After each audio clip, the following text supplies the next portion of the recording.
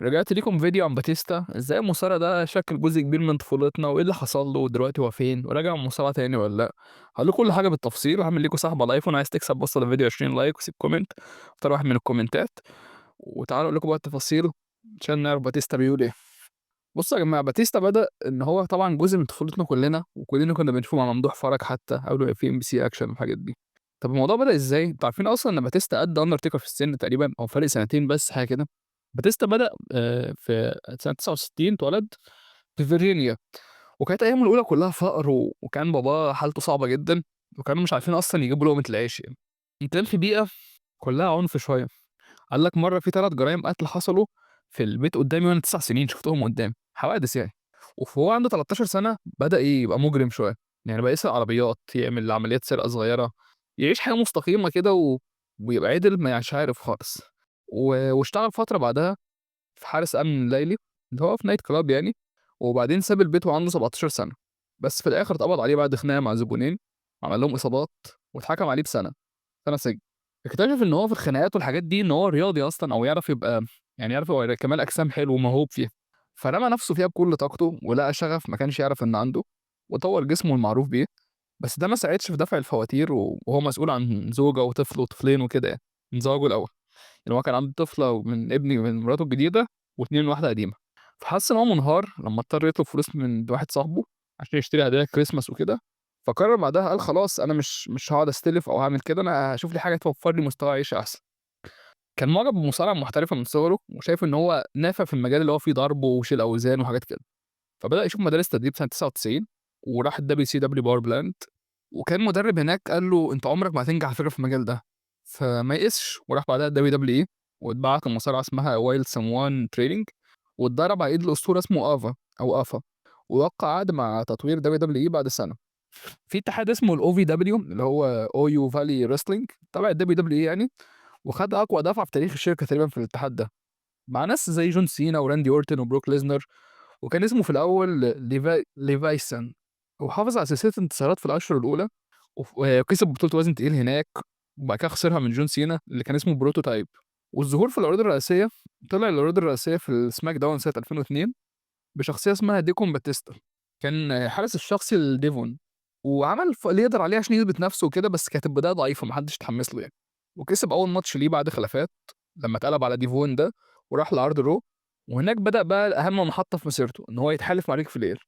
فسنة 2003 اتجمع فريق ايفولوشن بقيادة تريبل اتش اللي كان هدفه إن هو عايز يلم مصارعين يحافظوا على بطولته فترة طويلة، والفريق كان تريبل اتش، ريك فلير، أورتن، باتيستا. الإص في سنة 2003 باتيستا بعد عن الحلبات خالص، لإن هو حصل له تمزق في الترايسبس اليمين، بس فضل يظهر على الشاشة حاجة زي سين بانك ودرو كده العداوة مكملة فاهمين، بس هو مصاب أصلًا. ورجع الحلبة بعدها بعد مدة وكسب بسرعة بطولة الفرق مع ريك فلير في عرض أرماجيدون، وفي نفس الليلة كسب الفريق بكل الأحزمة زي ذا شيلد لما عملها مرة في اكستريم رولز.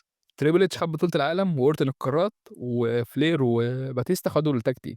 في 2004 بدأت خطط إن هم يطلعوا أورتن من العصابة دي، بس الجماهير اتفاعلت جدًا مع باتيستا لمّا عمل مشهد إن هو هيسيب العصابة دي واتخانق مع تريبل اتش، فالWWE قالت الواد ده ييجي منه كده ومصارع حلو فعلًا، بدأوا يجهّزوا باتيستا إن هو يبقى نجم شعبي بدل من أورتن.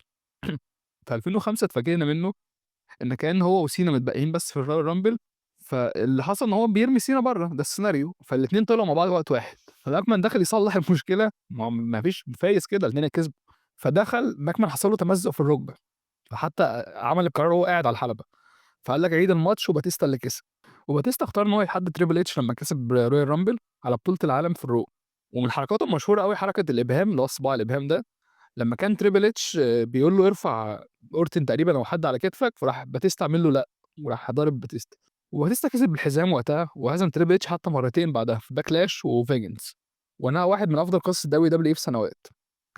وراح السماك داون بعدها في 30 يونيو 2005 كده، اتنقل لسماك داون وبقى بطولة العالم وزن التقيل هي البطولة الرئيسية في العرض.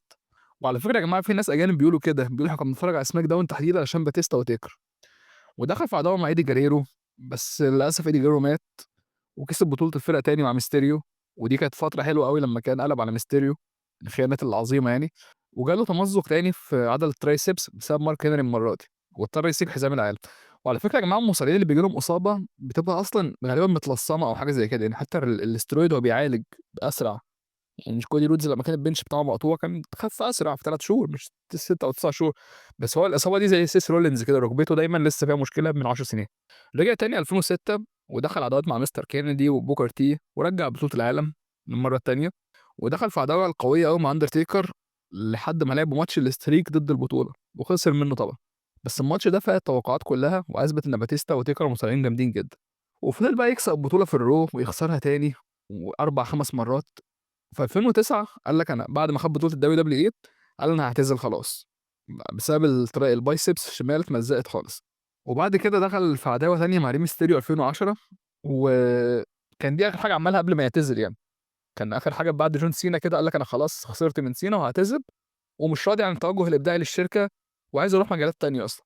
بعد ما كسب راح الMMA وكسب واحد في 2012 بدأ يركّز على التمثيل، عمل فيلم اسمه Man with Iron Fists وبدأ نقطة التحوّل فعلًا تيجي له في 2014 لمّا كان الWWE أصلًا شِبه ما لوش شغل فيها ولا في حتّة، وبدأ يشتغل في فيلم اسمه Guardians of Galaxy بتاع مارفل، شخصية اسمها دراكس، وكان وقتها اللي كاتبها له CM Punk على فكرة، بانك بيكتب كوميكس في مارفل، وخدِّت نقد حلو جدًا الشخصية دي وعجبت الناس جدًا.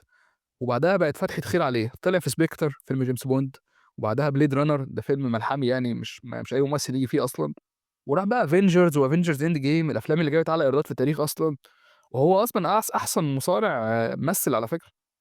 ورجع فترة تانية 2014 بس للأسف كانت أسوأ فترة رجوع، لأن هم مرجعينه بشخصية طيب، وكل الموجود أصلًا ياس موفمنت وناس متفاعلة مع دانيال براين، فأول ما دخل الرويال رامبل الناس استهجنته. ما كانش طايقاه، فاضطر يتحول شرير، وقال لك التجربة دي حسيت إن أنا الناس بتهاجمني أنا شخصيًا، فعمل دوره اللي هو المؤقت ده وعداوة مع The Shield ومع مش عارف إيه ورجعه Evolution تاني، وساعد برضه في نجاح براين وكده، وبعد كده ساب الشركة وهو ما كانش راضي على الحكاية دي.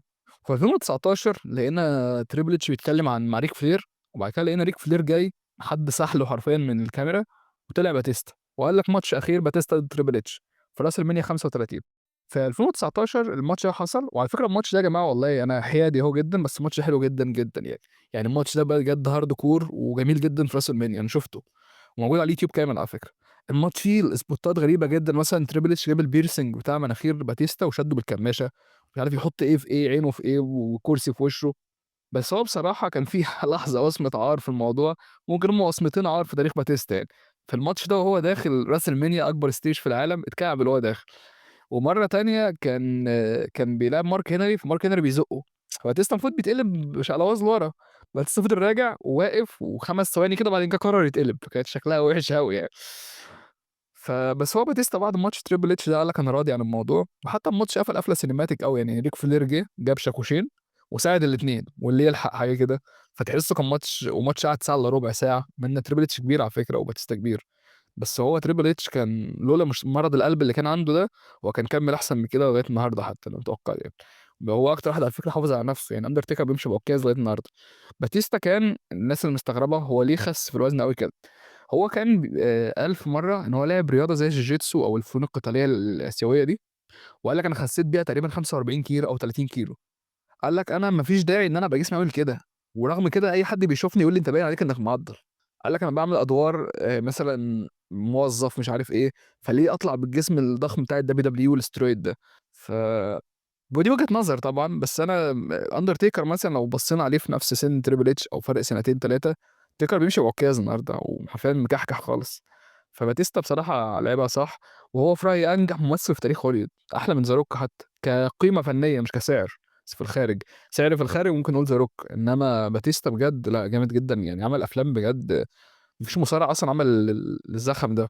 ده كان باتيستا، الفيديو ده أنا خلّيته 10 دقايق أهو عشان أحمد حمدي والّا أحمد سيد اللي هو كان بيقول لي عليه، عايز فيديوهات طويلة وكده، أحمد سيد الفيديوهات الكتير القناة رجعت تقترح، فلازم نستغل النقطة دي كويس، عشان كده ممكن أعمل النهارده 3 فيديوهات كمان، نزّلت واحد العصر وده وكمان 2.